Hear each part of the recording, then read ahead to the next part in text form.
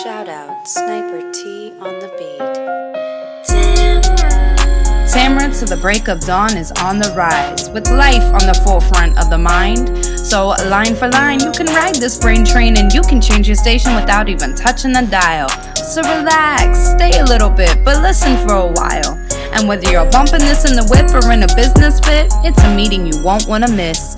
A meeting for a meal to feed the soul with words for the mind. So sit back, enjoy the ride. Time to take off, it's time to fly. Cause Tamara till the break of dawn is on the rise. Hey, y'all. It's me, Tamara.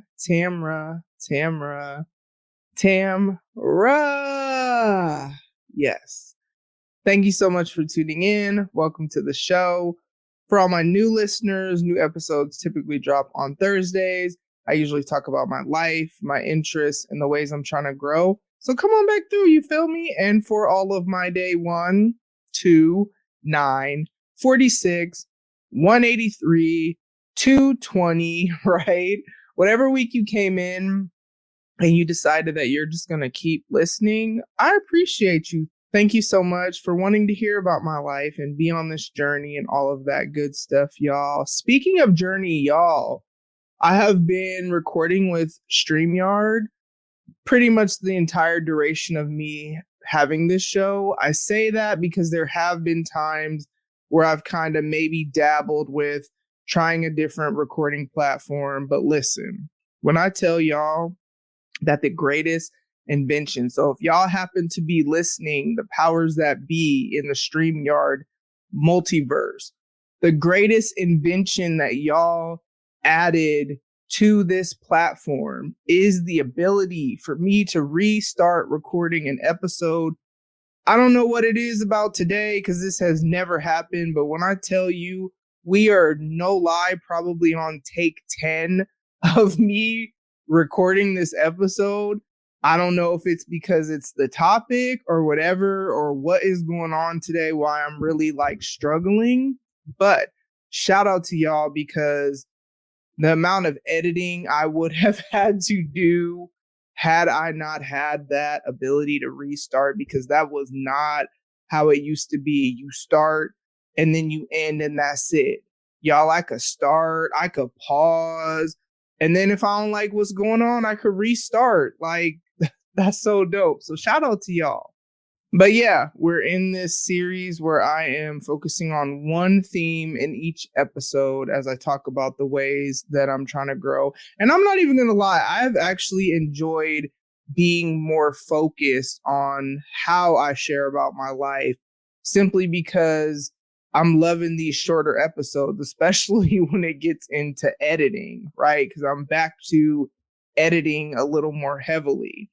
And so with vulnerability, this has been a theme that has come up from the start of the show. Literally, the first episode is titled Vulnerability Ew, because it is an area that I've really struggled with. And also in this season, in the year 2024 of our Lord and Savior, Jesus Christ, listen, I feel like I am in vulnerability boot camp, because there's just so much happening at the same time. And this week, there has been 3 distinctly different ways that I have had to grow in vulnerability.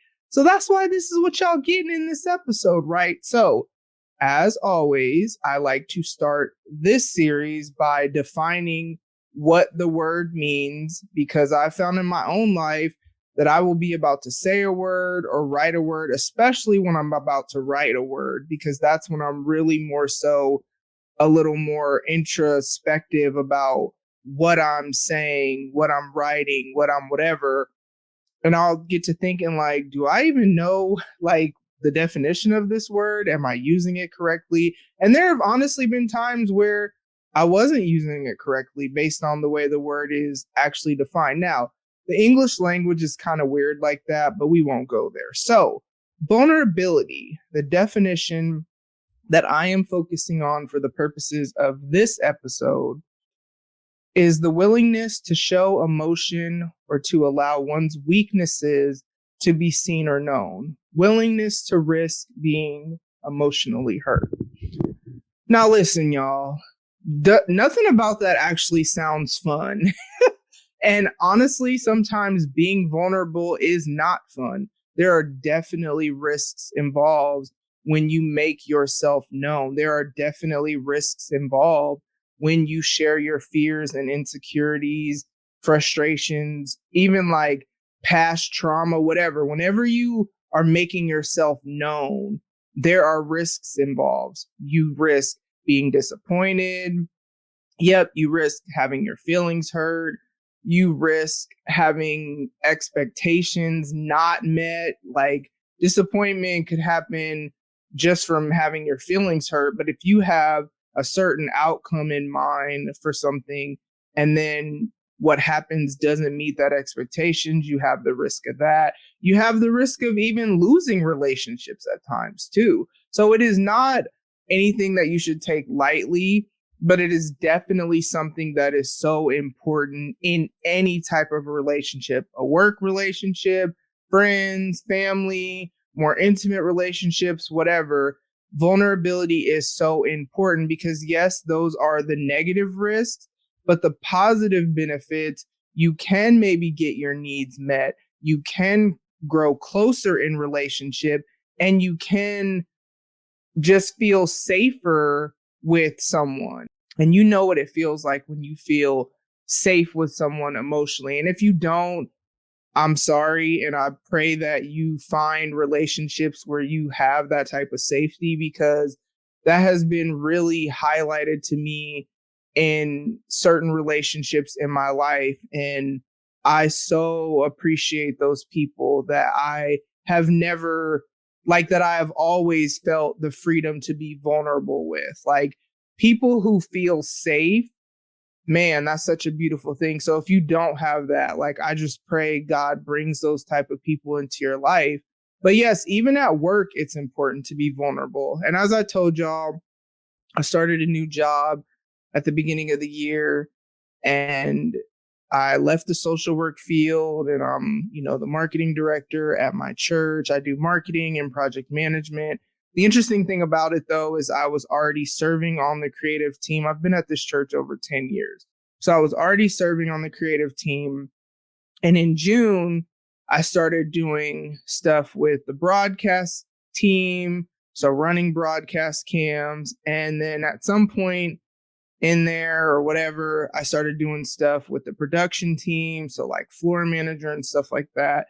And so I was serving in this capacity already. So then when I started working full time, I just kind of included those things into what I would normally do because it's what I would already do. And I'm just like, oh, well, now I'm getting paid to do this because everything is work now, right? Technically, though, my responsibilities are related to marketing. So that's content, social media, stuff like that, and project management. So it's making sure that deliverables happen when they are supposed to, or figure out what we need to do to get on track, right? So those are my actual responsibilities. But like I said, I've been at this church. I was already serving in these ways. So I just incorporated that into, what I do. Well, here's the thing. I told y'all how at my job there are seasons, and April is kind of like a month of reflection, right? And I love that we have that built into the rhythm, because I am someone that likes to reflect and make changes as necessary so that either I don't have to learn the same lesson over and over again or whatever, right? And so as I've been thinking, I've been like, okay, what can I do in my schedule, in the rhythms that I have, in the disciplines that I have? What are some things that I need to shift, right? And then with that same thing, I've really been just reflecting on work. And I had a conversation with my boss the other day and just told him that, hey, I would rather solely focus on things related to marketing, content creation, social media, and stuff like that, instead of doing broadcast cam and production stuff. And part of that is because in the production side of things, so this is where the vulnerability had to happen. In that world, there's so much that I don't know. Now, I learned pretty quickly, but it's not anything I would invest a ton of time into really trying to learn because it has nothing to do with my actual job. So I would learn enough to be able to just step in and serve. But it just got to a point where I was continually feeling like I didn't really know what I was doing in different scenarios. Now, mind you, I'm not someone who runs away from stuff like that, but I am someone who, when I'm at work, I need to feel like I know what I'm doing. I need to feel like you can just tell me a task. Yep, train me. If I have questions come to you, sure. But I really like to be able to work autonomously, you know?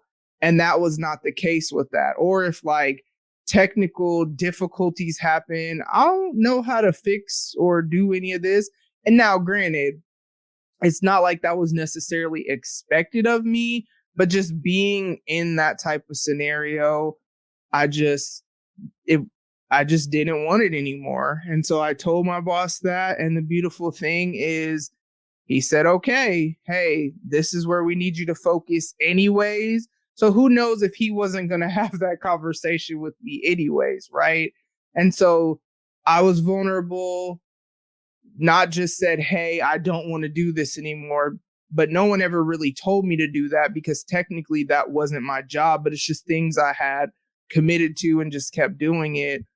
And yeah, the benefit was I got to be relieved of some things that I'm not going to say they were bad things, but what I am going to say is that I'm really excited about being able to focus on creating content and the things that, as y'all know, these are things that are important to me just as of a creative. I'm really excited that more of my job is going to be focused on creativity and like by leading the content team, because that's actually a shift. I'm actually going to be leading the content team.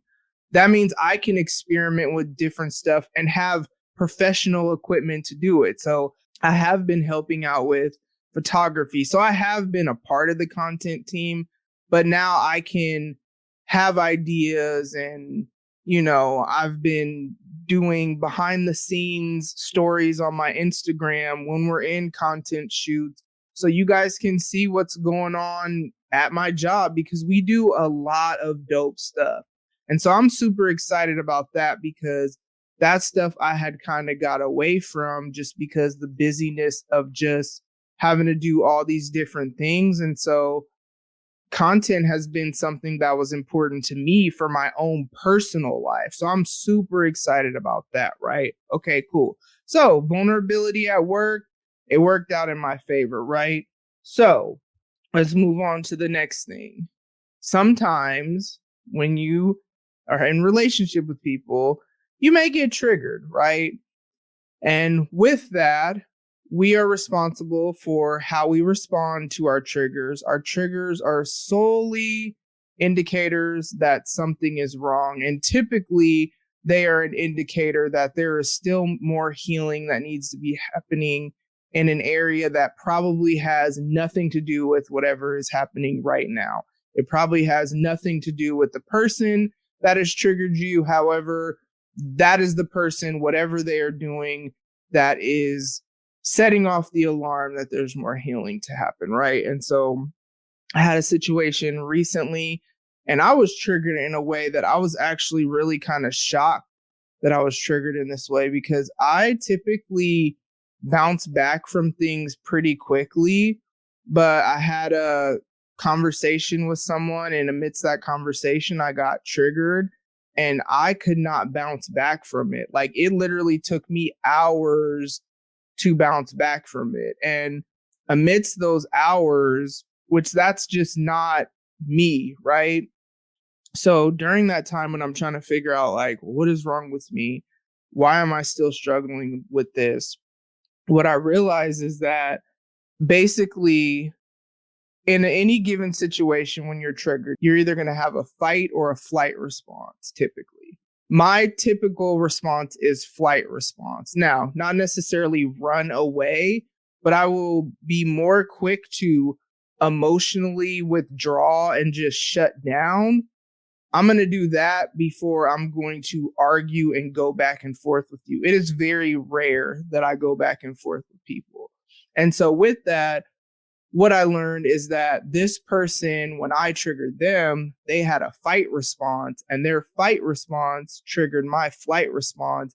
And it took me to a place of the stuff that I went through in my marriage. Now, mind you, this isn't even that type of relationship at all, to where it wasn't even that type of conversation to where it should have went there, but I was triggered and it went there. And, we were able to talk about it and resolve it. But amidst the talking about it and the resolving it, there was this moment, because I was trying to figure out, why did I respond the way that I did, and have that flight response that was like, I felt unsafe, right? So once I figured out what actually happened, that their fight response triggered my flight response, I had to think about whether or not I was going to share that with them. Because when you share things like that, there's the risk that they may not receive it well. There's the risk that they may take it as an attack against them, which it wasn't at all. And I tried to be very careful about how I said it, because I was not blaming them. And yes, I am responsible for my triggers and how I respond to them. But what I did say is, just be mindful of that. I will do my best to try not to trigger you now that you have explained to me what triggered you. And then in turn, I'm just asking that you just be mindful of this, because this is the response that I had to the way you responded to me, because I'm the one that triggered them. And I know that wasn't your intent, but I just want you to know that the level of vulnerability that I had to give in that moment, it was so uncomfortable, right? But there was such a beautiful outcome, because we were able to resolve that, and relationship was never damaged, or there wasn't any distance in our relationship. And I actually feel closer to that person, just because, sure, we had that little incident, but I was able to share something with them, and they were able to share something with me, and we were able to then come back together and just keep moving forward. And so I feel like, sure, we could have went without that happening, but sometimes it's stuff like that that makes relationships stronger, because we've had to overcome something to try to maintain the unity, right? So that was the beautiful benefit of that vulnerability. So then with that, kind of on the same day, so I'm triggered, and I'm starting to just feel insecure in relationships, and there's all kinds of crazy thoughts going through my head, because of course that's what happens when you're triggered. Then you're trying to honestly find every excuse to shut everybody out. That's how I am. Once I get into a certain mode of flight, it rarely happens, but it happened this day.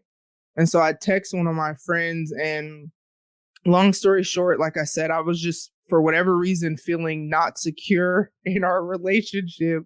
And I texted him and asked the question, was like, hey, if this happened, and gave a scenario, would we still be friends? And then I was like, this is a legit question. I don't know why. And I've never asked him anything like this. And what's funny is, there are a lot of times that I feel insecure in relationships, but I don't necessarily tell anyone. I just kind of sort through it and come to the other side of it, and then it's whatever. But for whatever reason, I sent the text, and then once I sent the text, it was like, well, I guess technically you can unsend it, but I don't really do that. If I said it, I said it, And then it's like, okay, well, I wonder how he's going to respond to this. And like, why did I even said that? So then my mind is like going all over the place, because I'm so deep in this flight response of trying to want to shut everyone out, right?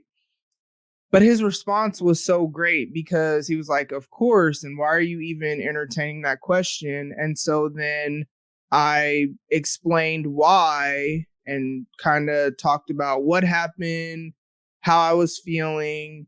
And then at the end of it, I said, I know how I feel, but I don't know. I guess I just needed the reassurance or whatever.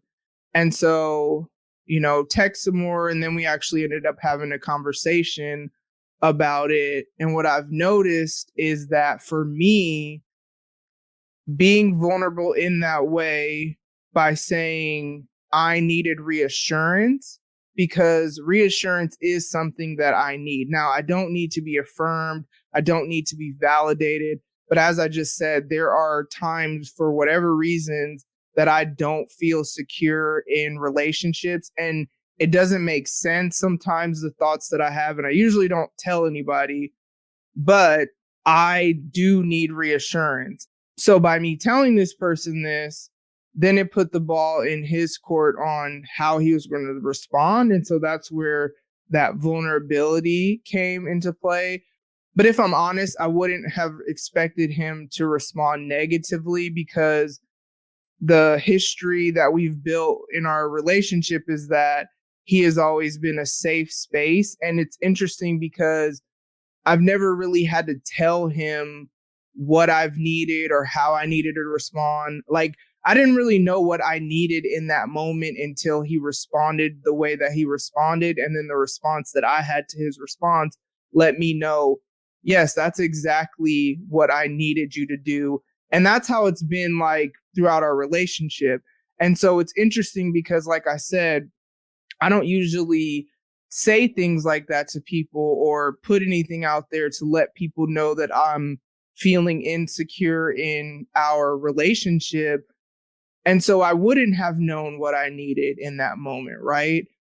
Again, I didn't expect a negative response. I didn't really know what to respond, but the way that he responded, it made me feel safer in the relationship. And I already felt safe, right? But it made me feel safer and more secure in the relationship. And so, yes, there was that risk of disappointment, or, we joke around a lot. So it could have been that he responded in a joking manner, which would have actually, when I was struggling, been more harmful. And I didn't really know how he was going to respond. And like I said, I've never asked him anything like that. But I took the risk and I was vulnerable.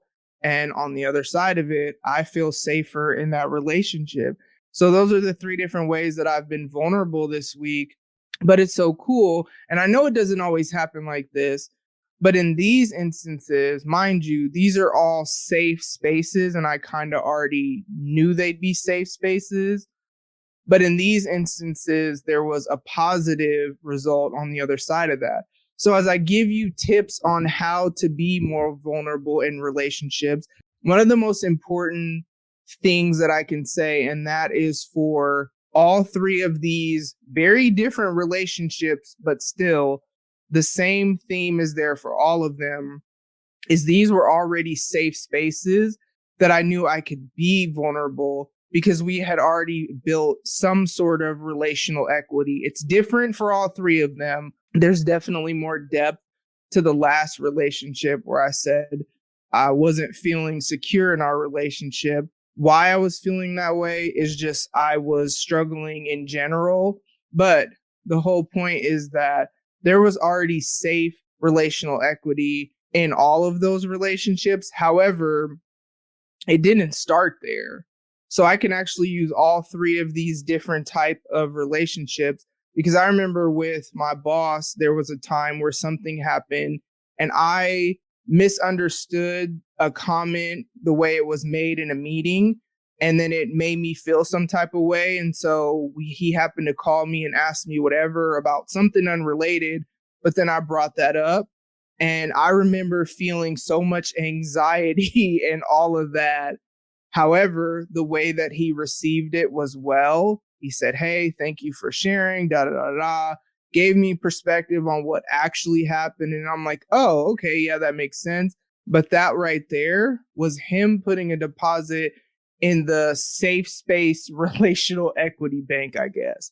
And the same can be true. I'll even say with the last person where I really was like, hey, I need reassurance. There have been so many conversations and so many moments where he's continued to deposit into the safe relational equity bank of being a safe space. So that's number one, is it's important to do it with safe spaces.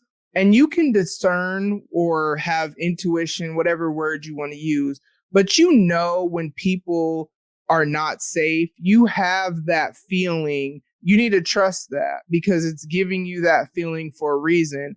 But when you don't have any red flags or alarms, yes, you do have to take that first step of being vulnerable and risk disappointment. And so when you're taking each step, because you're going to have to continue to take those steps and risk disappointment, and how you can navigate that is by settling at the extreme. I've talked about fresh start on here before. That's a term I got from there. So you settle at the extreme of, okay, if this person doesn't care about what I say, or if I'm disappointed or whatever, will I be okay?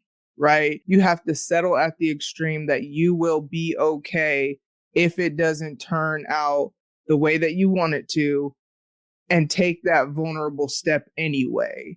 Because in a safe relationship, no damage will come. Even if like your expectation isn't met, the relationship isn't going to be damaged in a safe space. And then the third tip is just keep doing it over and over and over and over again, and keep practicing over and over and over and over again.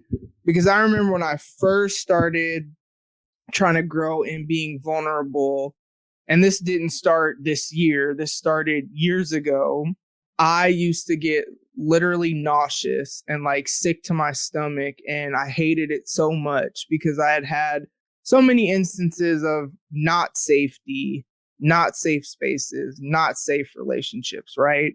However, the more that I've continued to, one, remove myself from unsafe relationships and unsafe people and even unsafe spaces. So the more that I've continued to do that, and also continue to establish boundaries, advocate for myself and all that, it makes it a little bit easier the more that I do it. Because apply this to anything. When you start working out, I'll use burpees, for example. I hate burpees so much.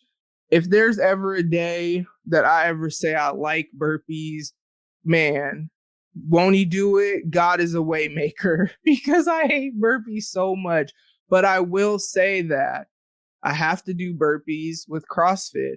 And I will say that the more that I do burpees, even though I still hate them, right? I do not like them at all. Every time I am forced to do burpees, whoever is leading that class, they all know I hate burpees every time. But I do them because I told them, I'm going to talk stuff, but I'm going to do what you tell me to do, right?